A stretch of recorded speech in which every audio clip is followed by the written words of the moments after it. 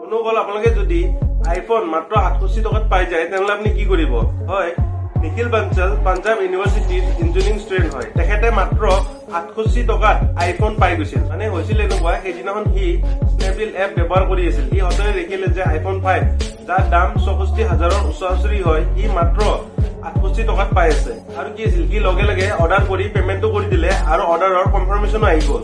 কিন্তু পিছত স্নেপডিলে কল কৰি ক'লে যে চৰি, আমি আপোনাৰ অৰ্ডাৰটো ফুলফিল কৰিব নোৱাৰো। এইটো এটা টেকনিকেল প্ৰব্লেম আছিল, যাৰ কাৰণে আমি আপোনাৰ এই প্ৰাইজত আইফোন দিব নোৱাৰো। নিখিল বাঞ্চালৰ এই শুনি মাথা বেয়া হৈ গ'ল আৰু লগে লগে গৈ কনজিউমাৰ ল ডিপাৰ্টমেণ্টত গৈ কেছ ফাইল কৰি দিলে। পিছত যেতিয়া কোৰ্ট হিয়াৰিং হ'ল, তেতিয়া কোৰ্টে এয়ে আদেশ দিলে যে যিহেতু অৰ্ডাৰটো কনফাৰ্ম হৈছিল আৰু সিহঁতৰ ৱেবছাইটতে গোটেইখিনি হৈছিল, তাৰ কাৰণে আইফোন 5টো মাত্ৰ 68 টকাত দিবই লাগিব। আৰু এই গোটেইবোৰ ঘটনাৰ কাৰণে স্নেপডিলৰ ওপৰত 2000 টকা পেনাল্টিও লগালে। বন্ধুসকল, আপোনালোকৰ লগত এনেকুৱা ধৰণৰ কেতিয়াবা ঘটনা হৈছিল নেকি মোক জনাবচোন। ভাল লাগিলে মোৰ চেনেলটো